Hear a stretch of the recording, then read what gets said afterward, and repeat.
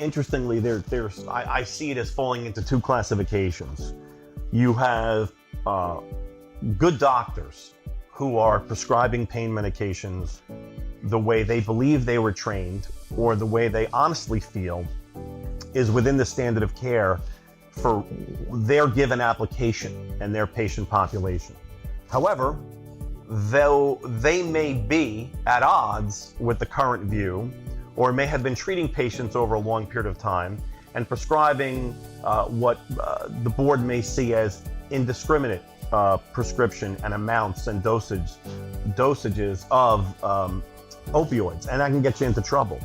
So if you don't, again, adapt to what the modern view is of the standard of care, that's one way. And the penalties would be a suspension of your license, maybe a revocation if it was deemed egregious. At the very least, they would move to take away your registration to prescribe these medications, CDS. So you'd lose your ability to prescribe them. They'd take away your registration.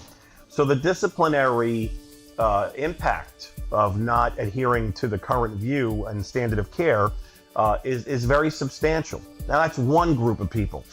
The other group of people would be those, they would be referred to as a pill mill.